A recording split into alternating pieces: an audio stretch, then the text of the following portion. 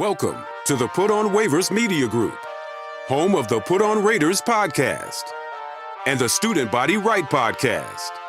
This is your place for the best breakdowns and the best insight for those who fight on and bleed silver and black.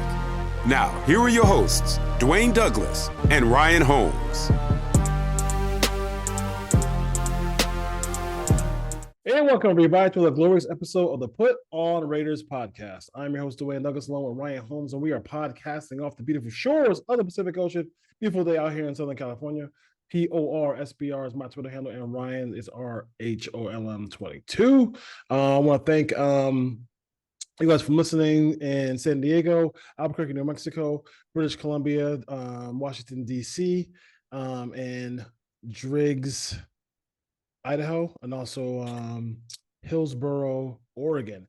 I forgot to pull up the name of the viewer who's a Bengals fan but watches our show and was telling us how he wanted the Raiders to sweep the last three games so it helps the Bengals make the playoffs. And I said, well, I'll see if AP can do that for you. I'm not sure if he can, but we'll see about that, how that rolls as well.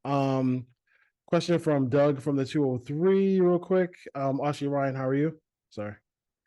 I'm doing good. It's not a beautiful day up where I live. We've been under constant barrage of rain for the last probably 18 hours, and it doesn't look like it's letting up. That's crazy. That's crazy. Yeah. And then you have to find the umbrella because us in California, we don't where's the umbrella again? I don't know where is it. Where is it? Where's that thing again? And you put the block the rain. Doug wants to know from the 203. He's an Eagles fan. Wants to know if we think the Eagles are done, and who do we like for quarterback? Who would we want to be the quarterback, realistically wise, for the Raiders next year? I don't know if the Eagles are done. I don't mean they're not playing. I think last game was really on the offense. I personally didn't think that was. Because I feel like they gave up 10 points with 14 minutes left in the fourth quarter. That's kind of on the offensive side of the football. There's something they're just not clicking. And maybe you have one of those years where you just have an off year where it's not clicking for them. I don't think they're gonna make a serious run this year. They could be one and done if they don't turn around in these last three games. But I'm not sure how healthy the quarterback is. I'll never use that as an excuse. He's a gamer. He plays. I don't think he should sit to have Marcus Mariota play. Some people call themselves geniuses for that remark, but they're just not offensively. They're just not clicking. I don't see the deep plays on the field. I think teams are playing them a little bit better now. I don't think they're done. The NFC, you have the 49ers, but it's not a deep conference. It's going to come down to the 49ers, Eagles, Cowboys, and I'm not ready to put the Lions in with those other three. I think they're a tier below those two teams. So it's essentially a 3, maybe 4-horse race. It depends on who they match up with in the playoffs. I think they'll win their first game, and then it's, who do they play in the second game? But they have star power still on that roster. They still have a good offensive line. They have weapons outside. They have a quarterback that is shown to be a good quarterback in this league. They can run the ball with Swift. They have the guys along the defensive line that can affect a quarterback. Now, the question I would have is the secondary hasn't been playing very well. No, it's not. But they have a defensive line that can win them games. So I don't think they're done at all. They've lost a couple of games. They've slipped up. It happens. It happens to the best of teams. The 49ers lost 3 in a row earlier this year. So granted, they were without Deebo Samuel and Trent Williams, but I would not say that they're done. As far as realistic quarterback options for the Raiders, it's tough to say that because we don't know where they're picking. We don't know who's in front of them. So I don't know what's realistic. Are we losing the last 3 games? Are we winning 2? Are they picking 6th? Are they picking 12th? So I'll just say they're probably not going to be in the running for Caleb Williams or Drake May. So I would go to the second tier of quarterbacks, whether that's Jaden Daniels, whether that's JJ McCarthy, whoever you want to put into that mix. They'll probably be scouting those guys heavily. I don't see them going to the free agent market to find a quarterback. What's the option to go get Kirk Cousins? I don't think they're wanting to do that. I think that whoever the new regime is, or if it's Champ Kelly or if it's AP, they need to go get a rookie quarterback and build this thing up around them and not just keep trying to throw your eggs in the basket for one season. That's been the Raiders' problem forever, is they've never really embraced a true rebuild, and it's always this year, this year, this year, this year, and they've never thought 2 or 3 years down the line. And then when it falls apart, they have to start over the next year, and they've never done it properly with a first-round quarterback. They need to do that this year, no matter who's in charge. No question about it. And I think also if they just, I mean, you can end up being just like Houston if you do it. I mean, if you do it the right way, like, you know, just build up the pieces around the young quarterback. You get, you know, they actually won a game because they had last week because they had a solid veteran backup. You do it like that. I mean, Aiden O'Connell could be that backup next year because he's getting valuable reps right now.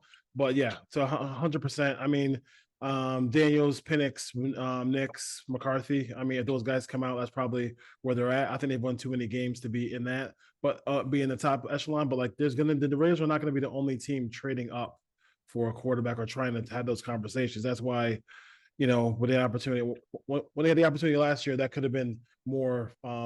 You know, this year could have been more. They could have been just trying to build a roster opposed to trying to get the quarterback again.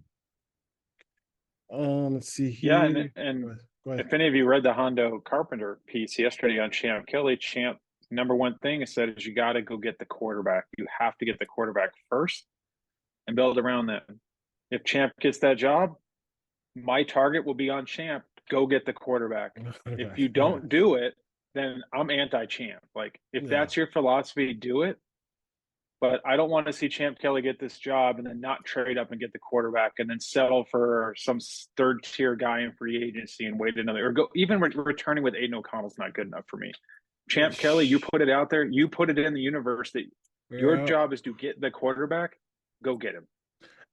But here's my question to you: is should he have put that in the universe as a GM who is? A guy who might be a GM in like, you never really hear people play their cards like out like that. Like, I mean, it's obvious that the Raiders need a quarterback in the future, but why would you like verbalize that if you're him?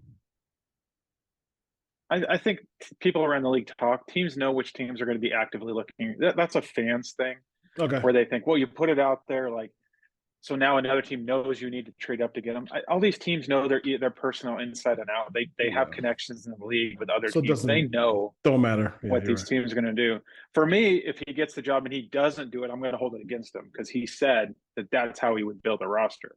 I think that piece was more Champ just getting his name out there. It seemed kind of like a little puff piece again from Hondo Carpenter. There wasn't a lot of, you know, real tough questions. It was more get to know Champ Kelly, the candidate. Mm-hmm. But having said that, Champ, I think, was just more playing to what Mark Davis probably wants to hear, what the fans want to hear, like building up that support. Mm-hmm. The real proof's in the pudding. Champ, go do it. The target has been set because you put it in the universe that your job as a GM is to get the quarterback right first, then build up the lines. So I do not want to see Aiden O'Connell as a starting quarterback in 2024 if Champ Kelly is the GM. Yeah, well, he's a nice guy, but yeah, I don't want him being your quarterback for the future. I'm sorry for the people in Raider Nation who believe in Aiden O'Connell as far as that goes. Michael wants to know how will Jacobs be back this week? I don't know if Jacobs will be back this week. That's a big part of it. I'm not sure if, you know, it seemed like the game will be yucky and nasty. So will the backup running backs be able to handle that situation? It's easier to do it at home. And I think maybe for Zamir White, it was easier to just know that Jacobs wasn't going to play. Where he could, for him, maybe that was easier for him to do that instead of having like the 2 or 3 carries a game. Yeah, I watched the all 22. I didn't come out of there going, Zamir White's the answer. Play Zamir White. Like, he got the yards he was supposed to get. Like, he didn't do anything on tape that led me to believe that he should get into Josh Jacobs' carries if Josh Jacobs plays. Antonio Pierce said yesterday he fully expects Jacobs and Colt Miller to play. So I would expect Jacobs in the backfield come Monday. The weather looks terrible. It's going to rain all weekend in Kansas City. It looks like the high is going to be 50 with an 80% chance of rain throughout the day. So it's going to be a slop fest. If Should you be remember good. the Zach Crockett game in the Oakland Coliseum against, I think the Raiders won the game 27-0, if I'm remembering correctly. But It Zach was. Crockett running in the rain and sliding in the end zone. It's going to be one of those type of games. And that was a game famously where, like, I think it was Gannon had that hour and a half play at the goal line where he just was sit back there for like 10 seconds because they didn't rush anybody and they couldn't get to rush Gannon, and he ended up throwing a touchdown pass on that play. Speaking of all 22, let's go roll to that real quick. I'll do a little bit of Chief stuff and you're going to do some Raiders stuff from the last game. The Raiders, the most potent offense in the all NFL right now. I had to get that out there. I don't know about that. I had to get that out there. So they did something that was. This is the. I mean, we're seeing hopefully, not hopefully because I like Renfro, but this is going to be. You're seeing what Tucker can do, what Renfro can't do, and on the second touchdown pass from O'Connell to Tucker, can you talk about that one a little bit? Yeah, the Chargers are playing a lot of man coverage, and I think this is a play that Bo Hardery put into the game plan for this specific week, because I haven't seen this personnel on the field together this year. They're in 11 personnel, so 3 wide receivers, 1 back.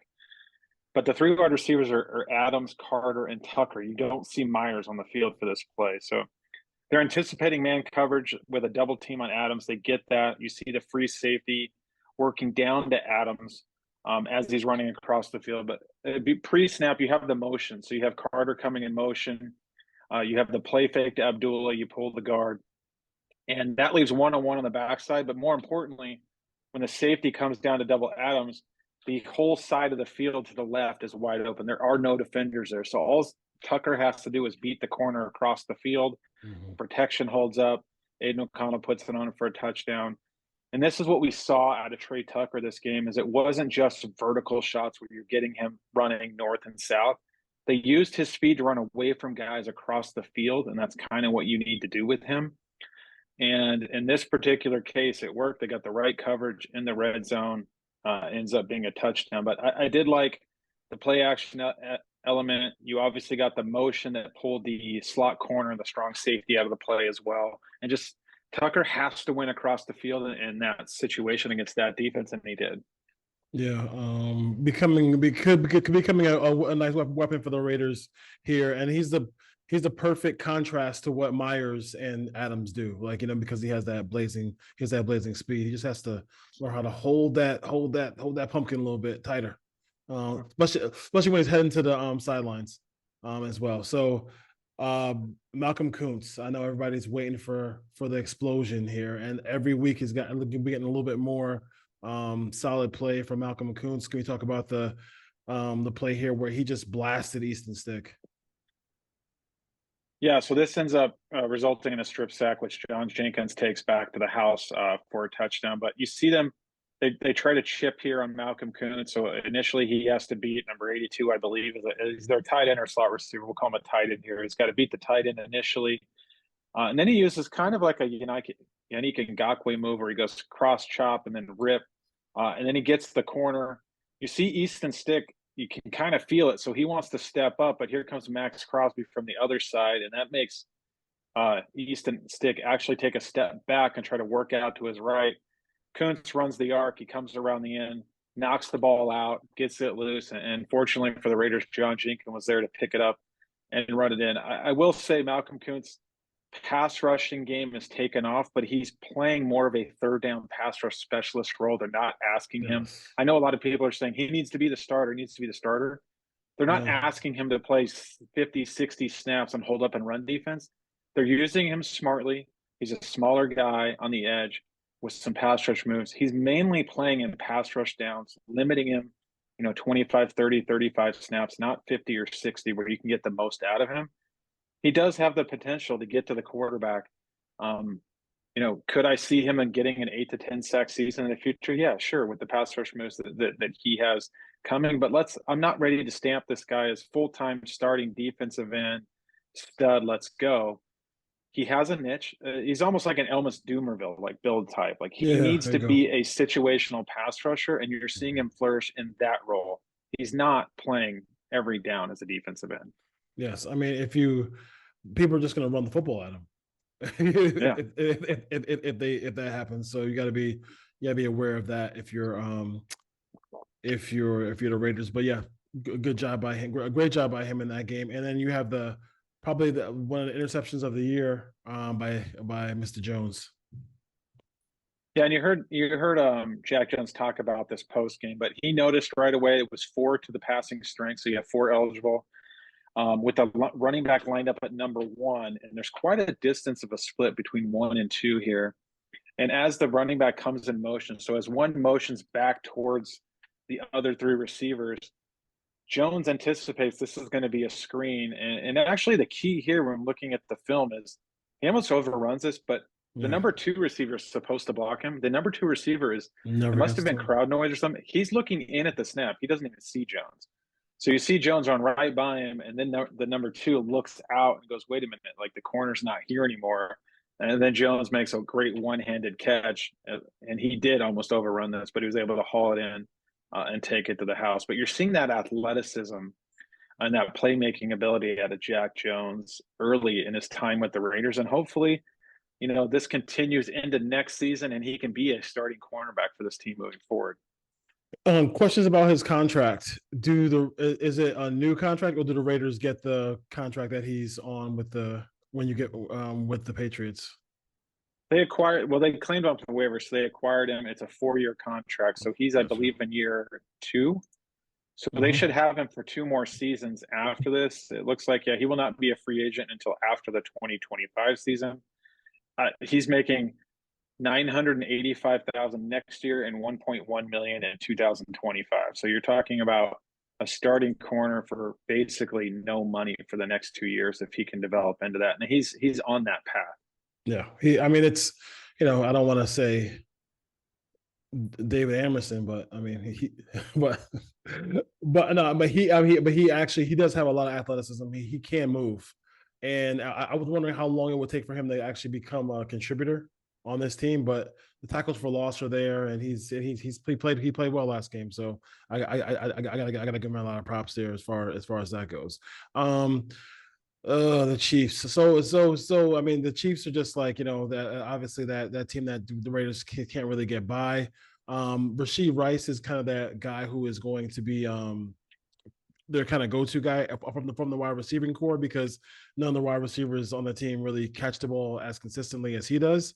But you see here 11 personnel, and they put him in motion and almost like a screen, a little outside screen for him. These plays are important for the Chiefs because they want to just keep the chains moving, stay in short yardage situations. Mahomes has not been a guy who has done great under pressure this year. His QBR under pressure has not been good. So you have to if you're the Chiefs, you want to make sure that you kind of keep him in those situations where he doesn't have to face a whole lot of pressure.